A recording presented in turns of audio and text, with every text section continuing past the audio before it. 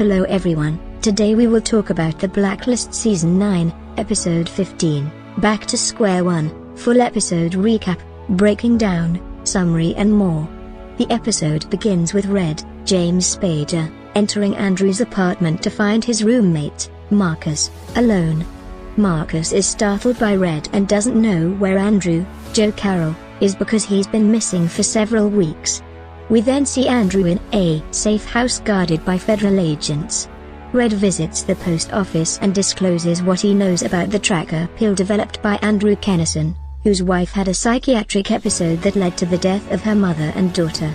Since Red cannot find Andrew, he places him on the blacklist. Cooper, Harry Lennox, who is shaken by the information, assigns Demp, Hisham Tawfiq, and wrestler, Diego Clattenhoff, to track Andrew's last whereabouts. Red has a moment with Cooper, and reassures him that they both want the same thing, to find the person responsible for Liz's death.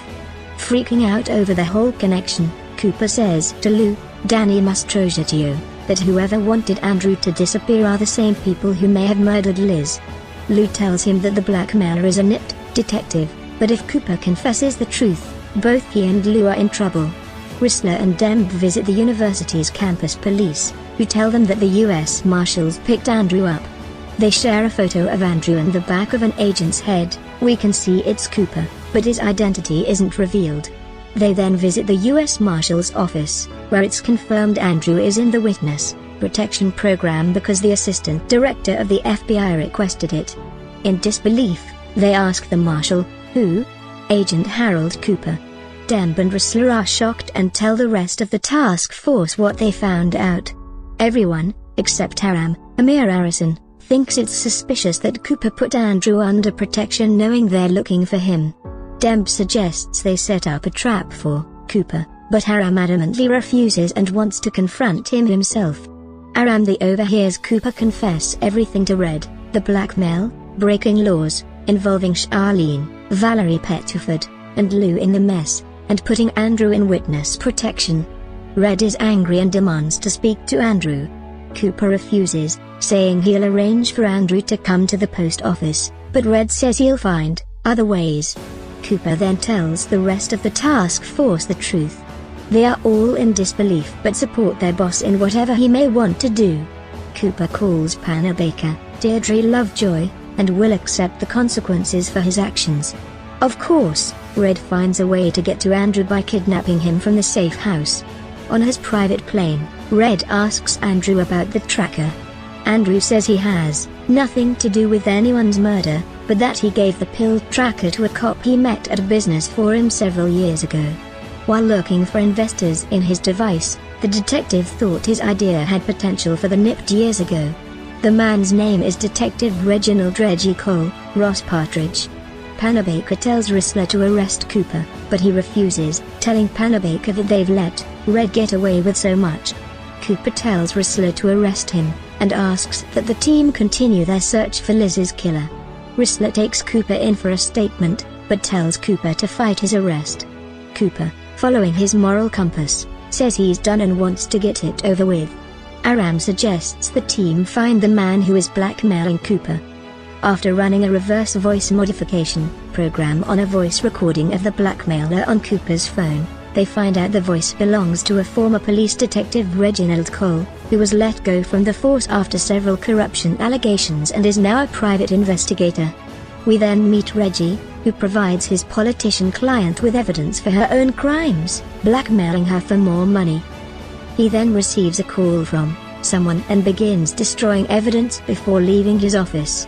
Red asks Marvin, Fisher Stevens, to represent Cooper for Agnes' sake. While Marvin goes to take care of Cooper, Red goes after Reggie. Red and his people arrive at the private investigator's office to find it empty, but the ashes from the burned evidence is still hot, meaning he's nearby.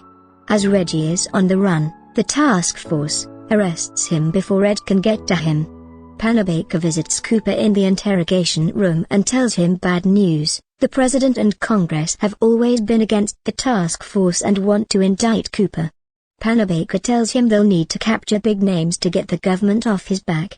Just then, the task force brings Reggie in, and Panabaker tells Rissler that it's on him to make sure their suspect talks in order to save Cooper. Red confronts Panabaker, and wants Reggie given to him to find the real answers. She understands how Red is feeling, but she needs solid evidence, and anything taken by Red will be inadmissible. Red tells her Reggie's boss knew he was coming for him and will stop at nothing to prevent Reggie from talking. Just then, Panabaker receives a call. Reggie's lawyer Tyson Lacroix is there, demanding his client be released immediately. Lacroix reveals his client bought the tracker, which itself is not a crime, and that Reggie has no connection to Cooper's situation and Keen's death. Reggie is released. Angry at the circumstances, Panabaker wants to investigate Reggie and his lawyer. Demp says Raymond will know what to do. While waiting for Reggie and Lacroix to exit the building, Red tells Marvin that the pair have been burned, which means people will be trying to get to them. Red must get his men to them first. Just as Red is about to take Reggie and Lacroix in, and motorcycled assassin guns them down. I honestly thought this was over. I'm such a clown for thinking otherwise. Red and the task force were so close to solving this. We got Andrew Kennison, who thankfully is innocent in all of this, maybe? And got the name of the blackmailer who would then tell us who is behind all of this. But no. I feel like we're back to square one in finding Liz's killer, because the two people who could have given us information were just brutally murdered on the street. Now, I feel like the episodes will go back to the Blacklister of the Week format, with small details of Liz's killer sprinkled in, when I really want this to be over and done with. I'm not sick of this storyline. I just want to get to the truth of Liz for Red's sake. With each episode, Red's descent into darkness and despair will reach a point of no return, and there